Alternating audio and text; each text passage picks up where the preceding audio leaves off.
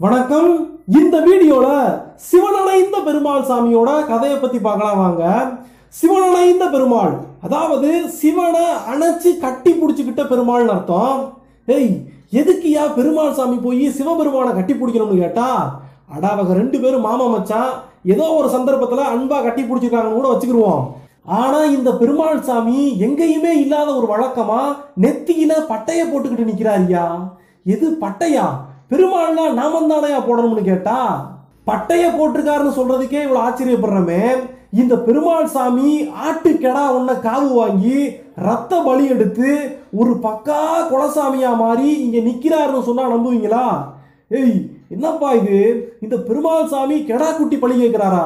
ரொம்ப ஆக்ரோஷமான சாமியா இருப்பாப்ல போலேன்னு சொன்னா, அப்படிலாம் இல்ல. இவராடா இப்படி பழி வாங்கி பூசை கேட்கிறாருன்னு நம்ம கொஞ்சம் கூட நம்ப முடியாதபடி காவி வேட்டி கட்டி ஒரு முனிவரை போல சிவனேன்னு உட்கார்ந்துருக்காரு இந்த பெருமாள் சாமி.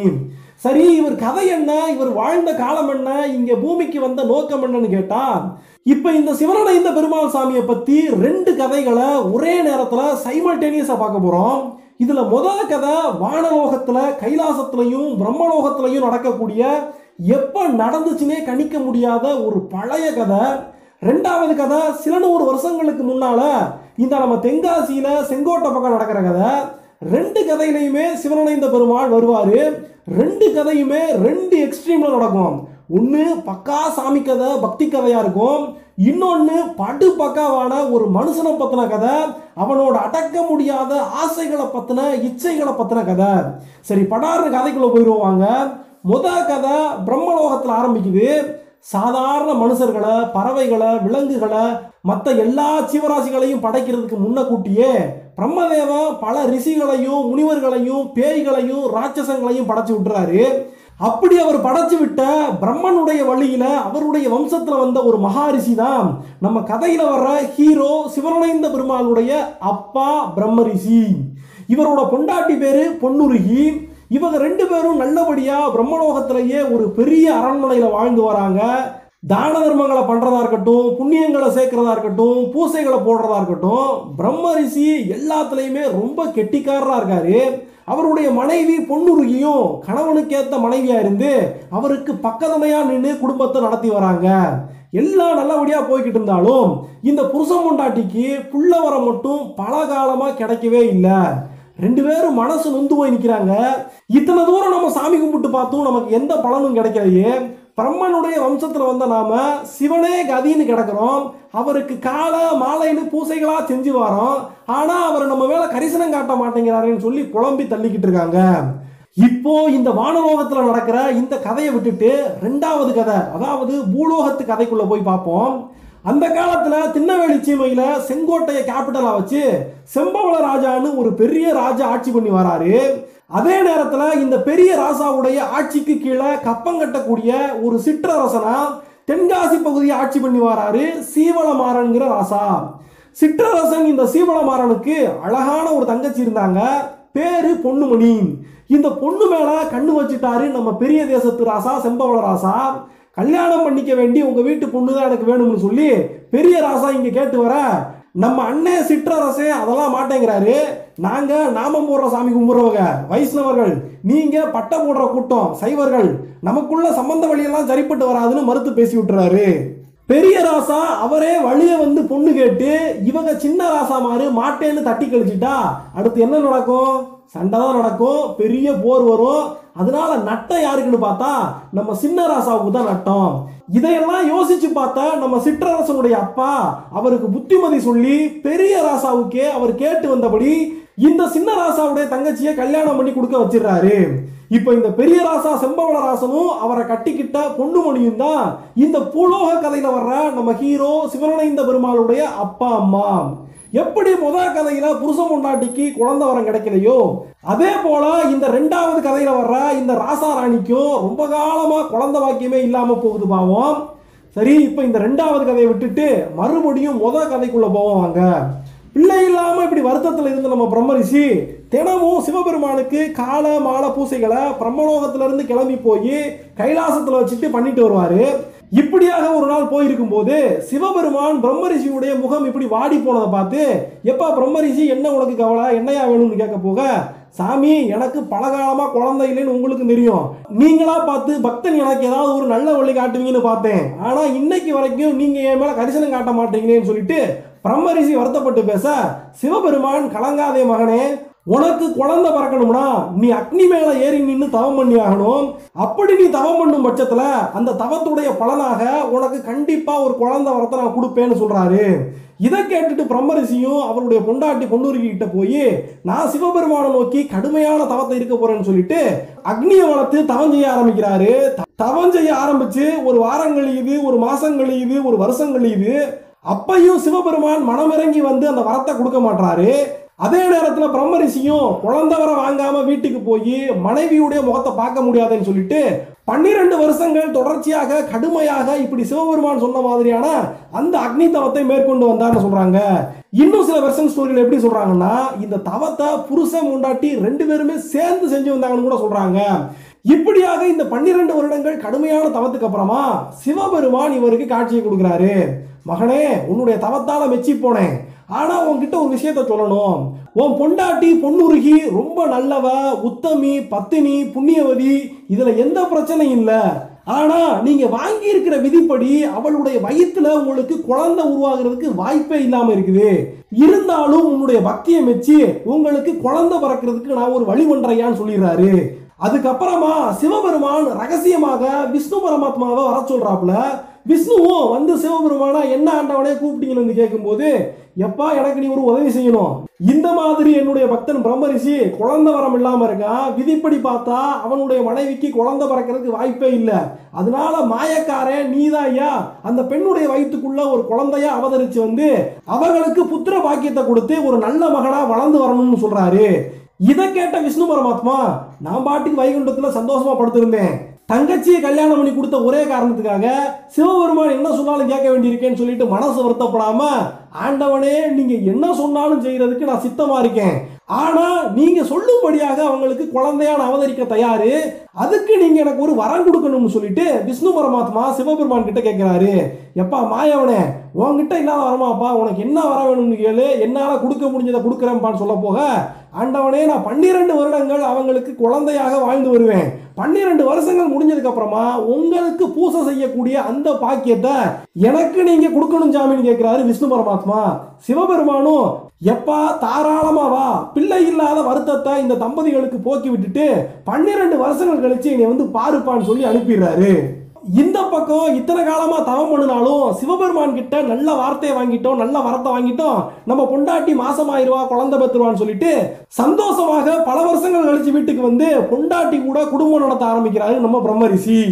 இங்கிட்டு விஷ்ணு பரமாத்மா ஏற்கனவே சிவபெருமான் கூட ரகசியமா பேசி வச்சபடி இந்த பெண்ணுடைய வயிற்றுக்குள்ள கருவா போய் உட்கார்ந்துறாரு. எண்ணி 10வது மாசத்துல அழகான ஆம்பளை பையன் பிறந்து வாராம்.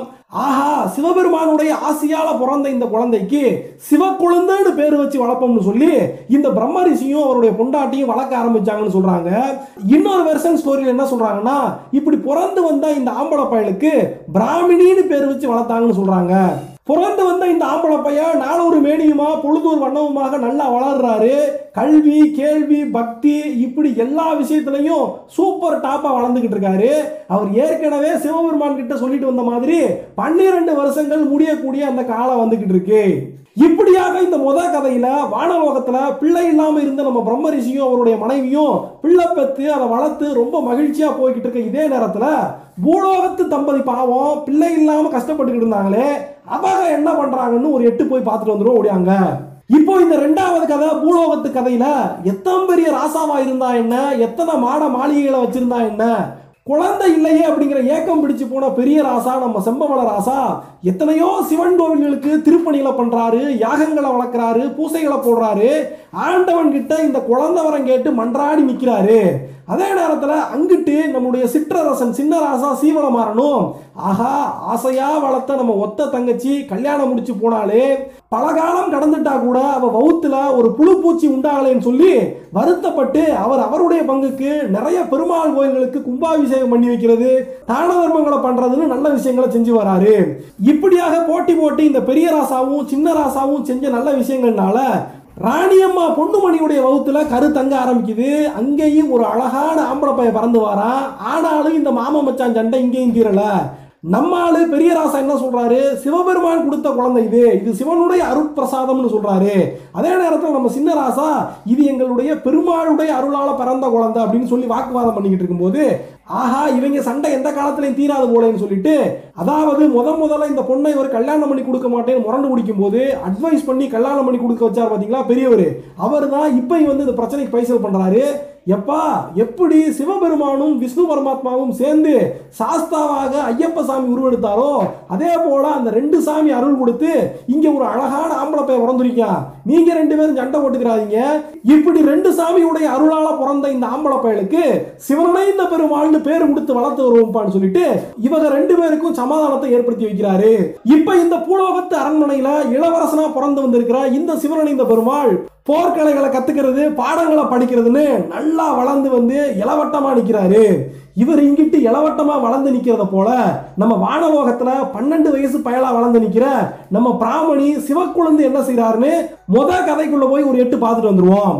இப்ப இந்த முத கதையில 12 வயசு பாலகனாக நம்ம பிராமணி அவங்க அப்பா அம்மா கிட்ட வந்து சொல்றாரு, என்ன பெத்தெடுத்த தாயே தகப்பனே, உங்களுக்கு 12 வருட காலங்கள் நான் ஒரு நல்ல மகனாக வாழ்ந்து வளர்ந்து வந்தேன்.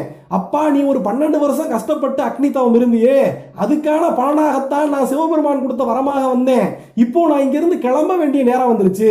நான் பிரம்மலோகத்தை விட்டு சிவபெருமான் வசிக்கின்ற கைலாசத்துக்கு போய் அவருக்கு கால மாலைன்னு பூசை செஞ்சு அவருடைய காலடியிலேயே காலத்தை கடத்தணுமப்பா, எனக்கு விடை கொடுத்து விடுங்கன்னு சொல்றாங்க. அப்ப தாயும் தகப்பன் என்ன சொல்றாங்க, எப்பா ஆசாசையா அவனுடைய பிள்ளைய பத்தி வளர்த்து வந்தமே, கடைசி காலத்துல எங்களுக்கு கஞ்சி ஊத்துவ, கஷ்ட நஷ்டத்துல எங்களை கைதூக்கி விடுவதாப்பா அவனை வளர்த்து வரோம்.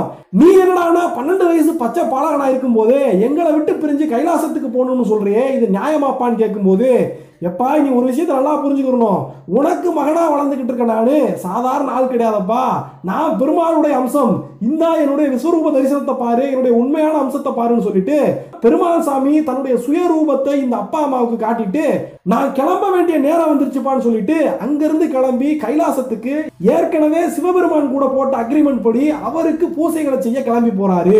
இதை இன்னொரு வெர்ஷன் ஸ்டோரியில் என்ன சொல்றாங்கன்னா, 12 வயசு பாலகனானதுக்கு அப்புறமா இந்த பக்கம் அப்பாவுக்கு ஏற்கனவே பலகாலமா குழந்தை இல்லாம கடைசி காலத்துல குழந்தை பிறந்ததுனால அவர் இன்னும் தளர்ந்து போயிடுறாருனோ, இப்படி தளர்ந்து போன பிரம்மரிஷியை இனிமேல் கஷ்டப்படுத்தக்கூடாதுன்னு அவர் செஞ்சு வந்த பூசைகளை அவருக்கு மகனான நான் இனிமேல் எடுத்து செய்யறேன்னு அப்பா கிட்ட அனுமதி வாங்கிக்கிட்டு கைலாசத்துக்கு கிளம்பி போறாரு நம்ம சிவக்குழந்தை பிராமணின்னு சொல்றாங்க.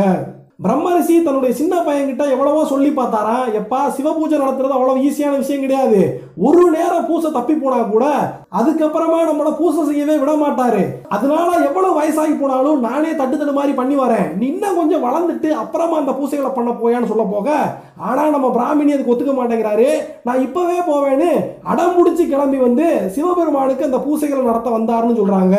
சரி எது எப்படியோ இப்ப கைலாசத்துக்கு நம்ம பிராமணி வந்து சேர்றாரு. வந்து சேர்ந்து சிவபெருமானுடைய பாதங்களை தொட்டு வணங்கி, ஐயனே ஏற்கனவே நம்ம போட்ட அக்ரிமெண்ட் படி உங்களுக்கு பூசைகளை செய்ய வந்திருக்கேன், என்னை ஏத்துக்கங்க சாமின்னு சொல்ல போக, எனக்கு நித்தமும் பல பேர் பூசை பண்றாங்க, எத்தனையோ அடியார்கள் பூசை பண்றாங்க, எத்தனையோ சாதுக்கள் பூசை பண்றாங்க, எத்தனையோ பூதகணங்கள் பூசை பண்ணுது, எத்தனையோ தேவர்கள் பூசை பண்றாங்க, இருந்தாலும் உன்னுடைய பூசையை ஏத்துக்கிறதுக்கு எனக்கு ரொம்ப சந்தோஷமா இருக்குப்பா, இனிமேல் தொடர்ச்சியாக காலையும் மாலையும் நீ தவறாம எனக்கு பூசை செஞ்சு வா, ஆனா ஒரு நேரம் பூசைவாது நீ தவற விட்டேன்னு வச்சுக்க, அதோட உன்னை இந்த கைலாசத்துல இருந்து இறக்கி பூலோகத்துக்கு அனுப்பி போடுவேன், அதுக்கப்புறமாக நீ எனக்கு வந்து இந்த பூசை செய்யக்கூடிய இந்த பாக்கியத்தை உனக்கு கொடுக்க மாட்டேன்னு சொல்லிறாரு சிவபெருமான்.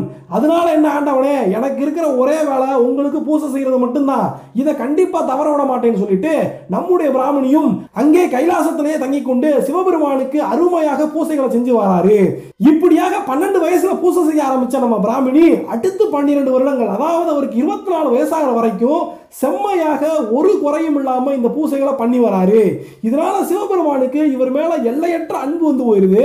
இதையெல்லாம் சுத்தி இருந்து பார்த்தா மற்ற தேவர்களா இருக்கட்டும், பூதகணங்களா இருக்கட்டும், முனிவர்களா இருக்கட்டும், ஆஹா இவர் பிராமணி பண்ற இந்த பூசைக்கு தானையா முக்கியத்துவம் கொடுக்கிறாரு, இப்படி சிவபெருமான் எந்நேரமும் இந்த பிராமணி பக்கமே சாஞ்சிருந்தா நம்மளோட முக்கியத்துவம் இந்த கைலாசத்துல குறைஞ்சு போக ஆரம்பிக்குதேன்னு எல்லாரும் வருத்தப்பட ஆரம்பிக்கிறாங்க.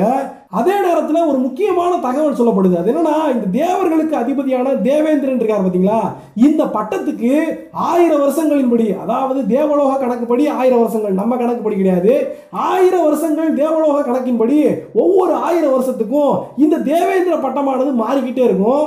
அப்படி அந்த பட்டமானது மாறக்கூடிய அந்த 1000வது வருஷங்கள்ல இப்ப இருக்கிற தேவேந்திரன் ஆட்சி பண்ணிக்கிட்டு இருக்கான். இந்த வருஷம் முடியும் போது மறுபடியும் சிவபெருமான் இந்த தேவேந்திர பட்டத்தை தனக்கே திரும்ப கொடுப்பாரா, இல்ல இவ்வளவு அருமையாக அவருக்கு செல்லமாக இருக்கிற இந்த பிராமணிக்கு தூக்கி தேவேந்திர பட்டத்தை கொடுத்துவாரான்னு சொல்லிட்டு அவருக்குள்ளேயே ஒரு பயத்தை ஏற்படுத்தி விட்டுருது. கூட இருக்கிற எல்லா தேவர்களும் வேற தேவேந்திரனை ரொம்பவே பயங்காட்டி விட்டுறாங்க. இதனால இதுக்கு ஒரு வழி பண்ணணுமே, இவனை இந்த கைலாசத்துல இருந்து இறக்கி விடணுமே, அப்பத்தான நாம நல்லபடியா பழைக்க முடியும்னு நினைச்ச தேவேந்திரன் இதுக்கு ஒரு வழி சொல்லுங்க சாமின்னு சொல்லிட்டு நாரத மாமுனிவர் கிட்ட கேட்கிறாரு. அவர்கிட்ட இல்லாத யோசனையா அவர் அருமையான ஒரு வழியை சொல்றாரு. எப்பா நான் சொல்றதை மட்டும் கேளு, இவன் ஒரு நேரம் பூசை செய்யலனா கூட சிவபெருமான் இவன் மேல கோவப்பட்டு பூலோகத்துக்கு இறக்கி விட்டுருவாரு. அதனால இவன் பூசையை தடுத்து நிப்பாட்டுறதுக்காக, இவன் பூசை செய்யறதுக்காக பூங்காவனத்துக்கு போய் பூக்களை பறிச்சு வருவான் பாத்தீங்களா, அதுல ஒரு குழப்பத்தை உருவாக்கி விடியான்னு சொல்றாரு. இப்படி அவன் பூ பறிச்சு வரதுல ஒரு இடைஞ்சலை பண்ணியான்னு சொல்லி ஐடியா கொடுத்துட்டு நாரதர் அங்கிருந்து கிளம்பிடுறாரு. அப்போ பூக்களை பறிக்கிறதுக்கு அதிகாலையில நம்ம பிராமணி எழுந்து போவான். அதுல ஒரு சூழ்ச்சியை பண்றதுக்காக நட்டநடு ராத்திரியில தேவேந்திரன் ஒரு சேவல் போல உருவத்தை எடுத்துட்டு போய் நம்ம பிராமணி தங்கி இருந்த அந்த கைலாசத்தில் இருக்கின்ற அவருடைய ஆசிரமத்து பக்கமா போய் கொக்கர கோணு கூவிடுறாரு. ஆஹா, சேவக்கோழி கூவி போச்சு, பொழுது விடிய போகுது, உடனே போய் நம்ம பூசைகளுக்கான மலர்களை பூரா பறிச்சு வருவோமேன்னு சொல்லிட்டு நம்ம பிராமணி ஆசிரமத்துல இருந்து கிளம்பி போறாரு. என்னப்பா நடுராத்திரியில இந்த இந்திரன் தான் வந்து சேவக்கோழி மாதிரி கூவுனார் வச்சுக்கிருவோம்.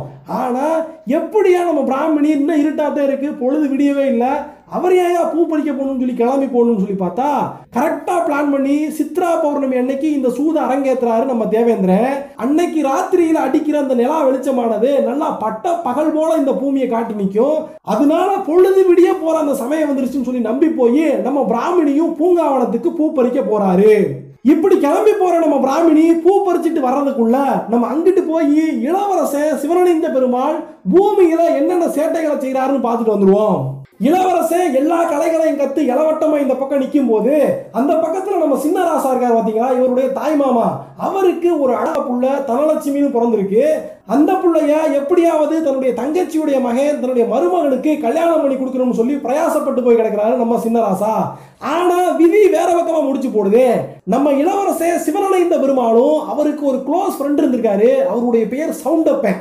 இவங்க ரெண்டு பேரும் சேர்ந்து நல்லா குதிரை மேல ஏறிக்கிட்டு செங்கோட்டையை தாண்டி அந்த ஊர் பக்கமா ஒரு குளக்கரை பக்கமா போய்கிட்டு இருக்கும்போது ஒரு அழகான பொண்ணு அங்க துணி துவச்சிக்கிட்டு இருக்கிறத பாக்குறாங்க. இதை பார்த்த மாத்திரத்துல படார்னு குதிரையில இருந்து இறங்கி போய் நம்ம இளவரசன் சிவனடைந்த பெருமாள், பொண்ணே நீ யாருமான்னு கேட்கிறாரு. ஐயா சாமி ராசா மகனே, நான் இந்த ஊர்ல இருக்கிற வண்ணாறு பாதாள கருப்பனுடைய மகள் சின்னடஞ்சி, எனக்கு கல்யாணமாகி 8 மாசம் ஆகுதுயா, என் புருஷன் பேரு சாந்தப்பேன், அவர் பக்கத்துல வெள்ளாவிக்கு போயிருக்காரியான்னு சொல்ல போக இளவரசன் சொல்றாரு, ஏ பொண்ணே உன் அழகு என்ன மயக்குது பொண்ணேங்கிறாரு. இதை கேட்ட நம்ம சின்னடஞ்சி, அடி ஆத்தி, கண்ணுக்கு தெரிஞ்ச சாமியா இருக்கிற இந்த நாட்டையே காப்பாத்துற ராசாவுடைய மகன் நீங்க துணிவெடுக்கிற குளத்துல பிறந்த என் மேல ஆசைப்படலாமா? அதுபோக எனக்கு ஏற்கனவே கல்யாணம் வேற ஆகி போச்சு, இப்படி பொம்பளை புள்ள நான் தனியா இருக்கும் போது நீங்க என்கிட்ட வந்து இப்படி பேசலாமான்னு சொல்லிட்டு பயந்து போய் அங்க இருக்கிற துணியை பூரா அரக்க பறக்க மூட்டையை கட்டிக்கிட்டு வீட்டுக்கு ஓடி போயிடுறா சின்னடஞ்சி. அதுக்கப்புறமா குதிரை மேல ஏறிக்கிட்டு நம்ம இளவரசன் மறுபடியும் அரண்மனைக்கு வந்துடுறாரு. வந்தாலும் அவருடைய எண்ணம் பூராவும் இன்னும் சின்னடஞ்சி மேலேயே சுத்திக்கிட்டு இருக்கு. அவளை எப்படியாவது அடைஞ்சிட மாட்டோமான்னு சொல்லிட்டு இவர் மனசுக்குள்ள காதல் பெருக்கெடுத்து ஓட ஆரம்பிக்குது. மக்கியானால் காலையில மறுபடியும் இவரோட க்ளோஸ் ஃப்ரெண்டு சவுண்டப்ப இவரை பார்க்க வராரு. அப்ப இளவரசன் இன்னமுமே அந்த சின்னடஞ்சிய மறக்காம நைட்டு பூரா தூங்காம பரண்டு படுத்து கிடந்த அந்த கதையை பூரா அவங்கிட்ட சொல்ல போக ஃப்ரெண்டு கூட இருந்தவரு, ஒன்னும் கவலைப்படாத, நீ மிகப்பெரிய இளவரசன், நீ நினைச்சது கிடைக்காம போறதுக்கு வாய்ப்பே கிடையாது, உன்னை எப்படியாவது அந்த பொண்ணோட மனசை மாத்தி அவ கூட சேர்த்து வைக்கிறேன், அதுக்காக மலையாள தேசத்துக்கு போய் அங்க இருக்கிற மந்திர மாந்திரியங்கள்லாம் தெரிஞ்ச ஒரு மிகப்பெரிய மந்திரவாதி கிட்ட அந்த பொண்ணை மயக்கக்கூடிய ஒரு மை செஞ்சு வாங்கிட்டு வரேன், அதுக்கு ஒரு 50 தங்க காசை மட்டும் குடியான்னு சொல்லி வாங்கிக்கிட்டு மலையாள தேசத்துக்கு போய் அங்க இருக்கிற மந்திரவாதிக்கு ஒரு 30 தங்க காசுகள் அதுல இருந்து எடுத்து கொடுத்து ஒரு அருமையாக வசியப்படுத்தக்கூடிய மைய வாங்கிக்கிட்டு நம்ம ஃப்ரெண்டு சவுண்டப்ப மறுபடியும் வந்து சேர்றாரு. இளவரசன் கிட்ட அவர் வாங்கிட்டு வந்த அந்த வசியமையை காட்டிட்டு இதை எப்படியாவது நம்ம சின்னடஞ்சி கையில கொடுத்து அவ யூஸ் பண்றதுக்கு நம்ம வழி பார்க்கணும்னு சொல்லி திட்டம் தீட்டி வைக்கிறாரு. இப்படி இந்த பூலோகத்து கதையில இளவரசனும் அவருடைய ஃப்ரெண்டும் சேர்ந்து ஒரு திட்டத்தை போட்டுக்கிட்டு இருக்காங்க. அதே மாதிரி மேலோகத்துல நம்ம பிராமணிக்கு எதிரா தேவேந்திரன் ஒரு மிகப்பெரிய திட்டத்தை போட்டு சேவலா கூவி நின்று அவரை எழுப்பி விட்டுறாரு. இப்படி எழுப்பி வந்த பிராமணி ஆஹா விடிய போகுதேன்னு சொல்லிட்டு பூங்காவனத்துக்கு வராரு. வந்து பார்த்தா பூக்கள் எதுவுமே மலரவில்லை, இன்னும் மொட்டாவே இருக்குது. ஆஹா சேவை கூவிருச்சு, பொழுது விடிஞ்சிருச்சுன்னு தப்பா கணக்கு போட்டு வந்துட்டோம் போலயே. இன்னும் சூரியன் உதிக்கிற நேரமாகல, ராத்திரி பொழுதாத்தான் இருக்கு. இப்ப மறுபடியும் ஆசிரமத்துக்கு போய் தூங்கிட்டு திரும்ப விடிய காலையில வந்து பூ பறிக்கலாம்னு வந்தோம்னா அசதியில தூங்கினாலும் தூங்கி போயிடுவோம். அதனால வந்தது வந்துட்டோம். பூங்காவனத்திலேயே கொஞ்ச நேரம் தூங்கிக்கிட்டு பொழுது விடிஞ்சதுக்கு அப்புறமா பூவை பூரா பறிச்சுட்டு பூசைக்கு போயிடலாம்னு சொல்லிட்டு தான் கொண்டு வந்த அந்த பூ பறிக்க வந்த கூடையவே தலைக்கு வச்சுக்கிட்டு அங்கேயே தூக்கத்தை போட்டுறாரு நம்ம பிராமணி. மறுபடியும் வீட்டிலேயே போய் தூங்கி இருந்தா கூட சேவலி விடிய காலையில கூவி மறுபடியும் எழுப்பி விட்டுருக்கோம். இவர் என்னன்னா இங்க பூங்காவனத்துல வந்து தூங்குறாரு. பூங்காவனத்துல கூவி எழுப்பி விடுறதுக்கு சேவலும் இல்ல. அதுபோக சூரியனுடைய கதிராவது மூஞ்சியில் அடிக்கும்னு பார்த்தா இங்க இருக்கிற இந்த மலர் கொடிகள் எல்லாம் நல்லா படர்ந்து போய் சூரியனுடைய கதிர்கள் இந்த பூமியில விழாத மாதிரி பாத்துக்கிறது. அதனால நல்லா அசந்து போய் நம்ம பிராமணி தூங்கிடுறாரு. அதே நேரத்தில் சிவபெருமானுக்கு நடக்க வேண்டிய அந்த பூசைக்கான நேரம் தப்பி போகுது. ஆஹா இந்திரதேவன் நினைச்சதை சாதிச்சு போட்டானே. சிவபெருமான் கடுமையான கோபத்தில் இருக்காரு. நமக்கு செய்ய வேண்டிய அந்த பூசையை மறந்துட்டு பிராமணி எங்க போனான்னு கோபத்தில் இருக்காரு. அதே நேரத்தில் சிவபெருமானுக்கு மலர்கள் இல்லாம வில்வ இலைகளை கொண்டு அந்த சமயத்தில் அங்க இருந்த பூதகணங்கள் எல்லாம் பூஜைகளை பண்ணி முடிச்சு வச்சாங்கன்னு சொல்றாங்க. இன்னொரு வெர்ஷன் ஸ்டோரியில என்ன சொல்றாங்கன்னா இந்த மாதிரி பிராமணியை நல்லா அசந்து தூங்க வச்சுட்டு நம்ம தேவேந்திர அந்த நேரமா வந்து இந்த பூங்காவனத்தில் இருக்கிற மலர்களை பூராத்தையும் பறிச்சு எடுத்துட்டு போய் சிவபெருமானுக்கு அவன் பூஜைகளை பண்ணிட்டான். பாவம் சின்ன பையன் அசந்து தூங்கிட்டான். ஆண்டவா உங்க பூசை கெட்டு போயிடக்கூடாதுன்னா நான் போய் மலர்களை பறிச்சுட்டு வந்து இப்போ உங்களுக்கு பூஜைகளை போடுறேன்னு சொல்லி நல்ல பேர் வாங்கிக்க பாக்குறான் தேவேந்திரன். இருந்தாலும் சிவபெருமானுக்கு இப்ப பிராமணி மேல சரியான கோபத்துல இருக்காரு. நேரம் தள்ளி போய் நம்ம பிராமணி எந்திரிச்சு பாக்குறாரு. ஆஹா பூசை நேரத்தை தவற விட்டுட்டுமே, சிவபெருமான் கடுமையான கோபத்துல இருப்பாருன்னு சொல்லிட்டு பூவெல்லாம் பறிக்கிறான்னு பாக்குறாரு. ஏற்கனவே பூங்காவனத்துல இருந்த பூவை தான் நம்ம தேவேந்திரன் பறிச்சுட்டு போயிட்டாரு. அதனால என்ன செய்யறதுன்னு தெரியாம கைலாசத்தை நோக்கி ஓடுறாரு. சிவபெருமான போய் பாக்குறாரு. ஐயனே அரியாச்சிருவேன், ஒரு பெரிய தப்பு பண்ணி விட்டேன், என்னை மன்னிச்சு ஏத்துங்க சாமி. நானாக அசந்து தூங்கின மாதிரி தெரியல, எனக்கு பின்னால ஏதோ ஒரு மிகப்பெரிய சூழ்ச்சி நடந்திருக்குன்னு எனக்கு தெரியுது. அதனால என்ன மன்னிச்சுக்கிட்டு மறுபடியும் இந்த பாக்கியத்தை எனக்கு கொடுக்கணும், என் மேல கோவப்படாதீங்க சாமின்னு சொல்லி கெஞ்ச போக சிவபெருமான் அதெல்லாம் முடியாது, ஏற்கனவே நீ நான் போட்ட அக்ரிமெண்ட் படி ஒரு நாள் நீ பூசையை தவற விட்டாலும் உன்னை பூலோகத்துக்கு அனுப்பிடுவேன்னு சொன்னேன். அதனால இனிமேல் இந்த இடத்துல இந்த கைலாசத்துல தங்கி எனக்கு பூசை செய்யக்கூடிய அந்த பாக்கியம் உனக்கு கிடையாதப்பான்னு சொல்லிடுறாரு. இதை கேட்டுட்டு நம்ம பிராமணி அதெல்லாம் முடியாத ஆண்டவனே, நான் பூலோகத்துக்கு போக மாட்டேன், உங்களுடைய பாதங்களை தான் பத்தி இருப்பேன்னு சொல்லிட்டு சிவபெருமான் உட்கார்ந்து இருக்கிற அந்த ஆசனத்திலே அவருடைய பீடத்தை கட்டி பிடிச்சுக்கிட்டு கைலாசத்தை விட்டு போக மாட்டேன்னு சொல்லி அடம் பிடிக்கிறாரு. ஆனால் சிவபெருமான் அவரை சமாதானப்படுத்தி இந்த அவதாரத்தின்படி எப்படி கைலாசத்துல நான் ஒரு பரமசிவனா இருக்கணும், அதே மாதிரி பூமியில நீ ஒரு தனிச்சிவனாக இருந்து அங்க இருக்கிற மக்களை எல்லாம் காத்து வரணுமப்பா, நீ சாதாரண ஆள் கிடையாது, பெருவாழ்னு உனக்கு எனக்கும் தெரியும், என்னதான் மேல உனக்கு அன்பு இருந்தாலும் உனக்குன்னு இருக்கிற கடமையை நீ பூமியில போய் பார்த்து தாயாகணும், கிளம்பி போயான்னு சொல்லும் போது இந்த அவதாரத்தில் இருக்கிற பெருமாள் சாமி அதெல்லாம் முடியாதுன்னு முரண்டு பிடிக்க கடைசியாக ஒரு வழியாக அவரை தேத்தி அனுப்பி பூலோகத்துக்கு அனுப்பி வைக்கிறார் சிவபெருமான். இப்படி என்னை பூலோகத்துக்கு அனுப்புறீங்களே, என்ன மக்கள் எல்லாரும் எப்படி கும்பிடுவாங்க, எனக்கு என்ன பேர் கொடுப்பாங்கன்னு சொல்லி கேட்கும்போது சிவனான என்னை அணைத்து கொண்டு என்னை கட்டி பிடிச்சி உட்கார்ந்துக்கிட்டு கைலாசத்தை விட்டு போக மாட்டேன்னு சொன்னியப்பா பிராமணி, உனக்கு சிவனை அணைந்த காரணத்தினால சிவனடைந்தன்னு ஒரு பேரு, நீ உண்மையிலேயே பெருமாள் சாமி தானப்பா, அதனால உனக்கு பெருமாள்னு ஒரு பேரு, சிவனடைந்த பெருமாள்னு பேர் வாங்கி இந்த பூலோக மக்களுக்கு போய் நல்லதுகளை செஞ்சு வாயான்னு அனுப்புறாரு. உனக்கு இந்த பூலோக மக்கள் எல்லாம் கோவிலில் செங்காவி பீடம் போட்டு பூசை கொடுத்து பொங்க வச்சு செங்கிடா ஒன்ன பழி கொடுத்து திருவிழா எடுத்து கொண்டாடி வருவாங்கன்னு சொல்லி ஆசி கொடுத்து நம்ம பிராமணிய சிவனடைந்த பெருமாளா இந்த பூமிக்கு அனுப்பி வச்சாருன்னு கதை முடியுது. ரெண்டாவது கதையில் என்ன நடக்குதுன்னு பார்ப்போம். இனிமேல் தான் ரெண்டாவது கதையில இந்த பூலோகத்து சிவனடைந்த பெருமாள் கதையில மிகப்பெரிய ட்விஸ்ட்லாம் வரப்போகுது. ஏற்கனவே இந்த வசியம் ஐயா அந்த ஃப்ரெண்டு சவுண்டப்பை செஞ்சு கொண்டு வந்துட்டாரா, அதை கொண்டு போய் அந்த ஊர்ல இருந்த ஒரு வளையக்காரர்கிட்ட கொடுக்குறாரு. ஏதாவது ஒரு சமயத்துல இந்த வண்ணாத்தி சின்னஞ்சி உன்கிட்ட கண்ணுக்கு மை போட வாங்க வரும்போது நான் கொடுத்த இந்த மையத்தை அவளுக்கு கொடுக்கணும்னு சொல்லி இந்த வளையக்காரருக்கு ஏற்கனவே பதுக்கி வச்சிருந்த மிச்சம் இருக்கிற 20 தங்க காசுகள்ல 10 தங்க காசுகளை கொடுத்துறான். தங்க காசுகளை கொடுத்தா வளையல் வியாபாரி சும்மா இருப்பாரா? சிவனே அந்த பக்கமா போய்கிட்டு இருந்த சின்னஞ்சியை கூப்பிட்டு, உனக்காக ஸ்பெஷல் மை வந்திருக்குமா, இதை கொண்டு போய் போட்டுக்கன்னு சொல்லி கொடுத்தனுப்ப அந்த பொண்ணும் போட ஆரம்பிக்கிறா, வசியத்துல மயங்க ஆரம்பிக்கிறா. அந்த மையோட பவர் இந்த பொண்ணோட மதிய மயக்குது. இன்னைக்கு வெளுக்கிறதுக்கு குளத்தங்கரைக்கு போகணும்னு பிளானே இல்லாத அந்த பொண்ணை இந்த மையை வேலை பார்த்து குளத்தங்கரைக்கு அனுப்புது. அங்க போய் நம்ம சவுண்டப்ப இந்த பொண்ணை கையோட கூப்பிட்டு வந்து ஒரு குகைக்குள்ள விட்டுறான். அந்த குகைக்குள்ளதான் நம்ம இளவரசே சிவனேந்த பெருமாள் இந்த பொண்ணு சின்னஞ்சிக்காக வெயிட் பண்ணிக்கிட்டு இருக்காரு. இவங்க 2 பேரையும் குகைக்குள்ள ஒண்ணு சேர்த்து விட்டுட்டு ஃப்ரெண்டு வெளியேறான். இப்படியாக 3 நாட்கள் புருஷம் உண்டாட்டியா இவங்க 2 பேரும் அந்த குகைக்குள்ளேயே ஒன்னா சேர்ந்து வாழ ஆரம்பிச்சிடறாங்க. இதே நேரத்தில் தன்னுடைய வீட்டில் இருந்த பொண்ணை காணமேன்னு சொல்லிட்டு அப்பா ஒரு பக்கம் பதற, இந்த பொண்ணை ஏற்கனவே கல்யாணம் பண்ணி வச்சிருந்த புருஷன் ஒரு பக்கமா பதற. அரசல் புரசலா விசாரிச்சு பார்க்கும் போது இளவரசனுடைய ஃப்ரெண்டு தான் இந்த பொண்ணை கூட்டிட்டு போனான்னு தெரிய வருது. அதுபோக இளவரசனும் இந்த பொண்ணையே சுத்தி சுத்தி வந்ததையும் இந்த ஊர் மக்கள் எல்லாரும் எடுத்து சொல்ல போக இந்த வண்ணார்குல மக்கள் எல்லாரும் போய் மன்னவன் கிட்ட முறையிடுறாங்க. ராசா, பெரிய ராசா, இந்த மாதிரி எங்க வீட்டு பொண்ணை காணல, எங்களுக்கு இருக்கிற சந்தேகம் உங்க மகன் மேலதான் சொல்ல போக, ஆஹா நம்ம மகன் 2 நாள் 3 நாள்னு அப்பப்ப அரண்மனையை விட்டு வெளியே கிளம்பி வேட்டைக்கு போய் தங்கி இருந்து வேட்டையாடி வருவானே, அதை போல கிளம்பி போயிருப்பான்னு பார்த்தா இங்க என்னடா இவங்க புது கதையை சொல்லி வராங்கன்னு சொல்லி, உங்க பொண்ணு உங்க வீட்டுக்கு பத்திரமா வந்து சேரும், நீங்க அதை பத்தி கவலைப்படாதீங்க பயப்படாதீங்கன்னு சொல்லி இவங்களை அனுப்பிட்டு தன்னுடைய மகனை தேடி கண்டுபிடிச்சு வர்றதுக்கு தன்னுடைய வீரர்களுக்கெல்லாம் ஆணையை போடுறாரு பெரியராசா. வீரர்கள் மந்திரிமார்கள் எல்லாரும் சுத்தி சுழண்டு தேடி கடைசியாக இந்த குகைக்குள்ளதான் 2 பேர் குடும்பம் நடத்துறாங்கன்னு கண்டுபிடிச்சு போய் மந்திரி ஐயா நைசா போய், சிவனேந்த பெருமாளே, ஐயா இளவரசரே, நம்முடைய குலத்துக்கு இதெல்லாம் அடுக்குமா? எல்லா ராசா வீட்டு மகனும் இப்படி ஏதாவது ஒரு பொண்ணு மேல ஆசைப்பட்டுட்டாங்கன்னா சேர்ந்து வாழ்ந்துட்டாங்கன்னா கூட ஏதாவது பொண்ணையோ பொருளையோ கொடுத்துட்டு அதுல இருந்து வெளியே வந்துருவாங்க. அதனால இந்த பொண்ணு ஏற்கனவே கல்யாணம் ஆனவளும் கூட இவளை அப்படியே விட்டுப்புட்டு வந்துருங்க, நம்ம அரண்மனை பக்கமா போயிடுவோம்னு சொல்ல போக, அதெல்லாம் முடியாது, கட்டுன புருஷனையே விட்டுப்புட்டு என்னையே நம்பி வந்திருக்கிறான் இந்த சின்னஞ்சி, கடைசி வரைக்கும் இவ கூட தான் நான் வாழுவேன், யாரும் எங்களை பிரிக்க முடியாதுன்னு சொல்லி வந்திருந்த வீரர்களையும் மந்திரிமார்களையும் தன்னுடைய வாளை வீசி பயங்காட்டி அங்கிருந்து அனுப்பி வச்சிருக்காரு. இங்க நடந்தத பூராத்தையும் மந்திரிமார் வந்து பெரியராசா கிட்ட சொல்ல போக, ஆஹா மகனுக்கு காதல் போதை இப்படி தலைக்கேறி போய் கிடக்குது, இவனை எப்படிடா திருத்துறது? சரி, ஒருவேளை இவனுக்கு பொண்ணை கொடுக்கணும்னு காத்து கிடக்குற தாய்மாமே அந்த சின்னராசா சீவளமாரை வந்து சொன்னா கேட்பானு சொல்லி அவனுக்கு ஓலை அனுப்பி வைக்கிறாரு பெரியராசா. தாய்மாமனும் சடார்னு கிளம்பி வராரு.